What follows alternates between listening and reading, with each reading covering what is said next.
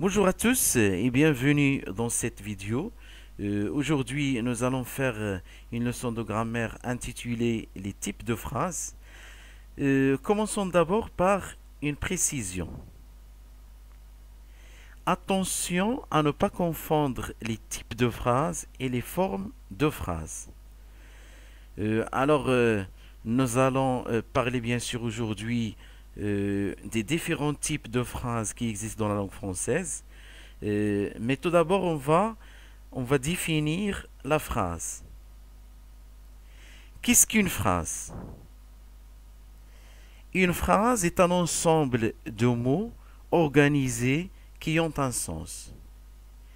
Elle commence toujours par une majuscule et se termine par un signe de ponctuation, à savoir point, point d'interrogation, point d'exclamation, etc. Nous distinguons bien sûr normalement quatre types de phrases quand on veut communiquer soit à l'oral, soit à l'écrit. Alors ces quatre types de phrases sont la phrase déclarative, la phrase interrogative, la phrase exclamative et finalement la phrase impérative ou bien la phrase dite injonctive. Alors commençons par la phrase déclarative. Alors la phrase déclarative sert bien sûr à déclarer un fait ou un état, ou bien donner aussi une information. Il se termine par un point. Exemple, mon frère joue au ballon. Alors voilà, il se termine par un point. La phrase interrogative. Alors la phrase interrogative sert à poser une question. Il se termine bien sûr par un point d'interrogation. L'interrogation peut être totale ou partielle. Alors, euh, on va voir maintenant quelle est la différence entre l'interrogation totale et l'interrogation partielle. Alors, l'interrogation totale porte sur l'ensemble de la phrase. C'est-à-dire, il s'agit d'une question à laquelle on peut répondre par oui ou non. Alors, par exemple, euh, tu respectes le confinement? Alors voilà, ici on a utilisé ce qu'on appelle l'intonation.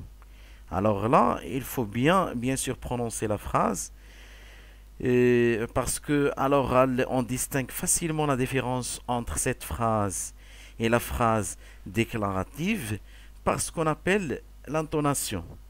Alors il faut bien prononcer bien sûr la phrase. Tu respectes le confinement? Alors on peut utiliser aussi l'inversion du sujet. Alors voilà, au lieu de commencer par le sujet après le verbe, on commence par le verbe après le sujet. Respectes-tu le confinement? Alors voilà, on peut utiliser aussi l'expression est-ce que. Alors on peut dire est-ce que tu respectes le confinement? Alors tous ces trois exemples maintenant, on peut répondre par oui ou non. Alors voilà. Il existe trois façons différentes pour, bien sûr, pour poser une question totale.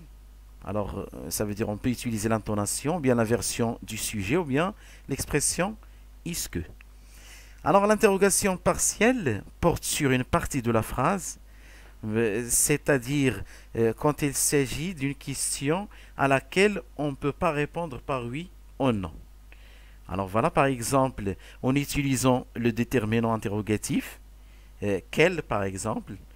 Alors quelle heure est-il? Alors là on peut utiliser quel bien sûr masculin ou bien quel féminin ou bien au pluriel. Alors ça dépend avec la phrase. Alors, le déterminant interrogatif, il accompagne toujours le nom. Ça veut dire, euh, euh, il s'accorde en genre et en nombre. Ça veut dire, il peut être singulier ou bien pluriel, masculin ou bien féminin. Alors, l'exemple ici, qui l'aurait-il? Alors, on peut utiliser aussi le pronom interrogatif. Par exemple, qui, que, quoi. Alors, en général, le pronom interrogatif remplace le nom. Alors, que penses-tu de cet exercice? Alors, on a utilisé que. On peut utiliser aussi l'adverbe interrogatif quand, où, comment, pourquoi, combien. Alors, exemple, combien coûte ce jouet? Alors, voilà. La phrase exclamative sert à exprimer un sentiment. Il se termine par un point d'exclamation. Exemple, quel beau paysage. Alors voilà, il se termine par un point d'exclamation, bien sûr. La phrase impérative ou bien la phrase injonctive, alors elle sert à donner un ordre ou un conseil. Il sert aussi à donner une consigne ou bien exprimer une interdiction. Il se termine par un point ou bien un point d'exclamation. Il comporte un verbe à l'impératif ou au subjonctif ou à l'infinitif. Alors, pour construire bien sûr une phrase impérative, on peut employer trois mots différents. L'impératif, subjonctif ou bien l'infinitif. Exemple, faites attention. Alors voilà, on a utilisé l'impératif. Quelle sottise. Alors là, on a utilisé subjonctif. Ne pas cueillir les fleurs. Alors voilà, là, on a utilisé l'infinitif. Alors souvent, quand on utilise point d'exclamation, alors la phrase impérative exprime un ordre. Et quand on utilise le point, alors la phrase impérative, bien sûr, exprime le conseil ou bien une interdiction aussi. Alors ça peut exprimer aussi il peut exprimer une interdiction, bien sûr. Alors, ce que vous allez retenir maintenant dans cette leçon, il existe quatre types de phrases. La phrase déclarative sert à déclarer un fait ou un état. Elle se termine par un point. La phrase interrogative sert à poser une question. Elle se termine par un point d'interrogation. La phrase exclamative sert à exprimer un sentiment. Elle se termine par un point d'exclamation. La phrase impérative ou bien injonctive sert à donner un ordre ou un conseil. Elle se termine par un point ou un point d'exclamation. Son verbe est conjugué à l'impératif, au subjonctif ou à l'infinitif. Alors voilà, j'espère que vous avez bien compris la leçon. Merci pour votre attention.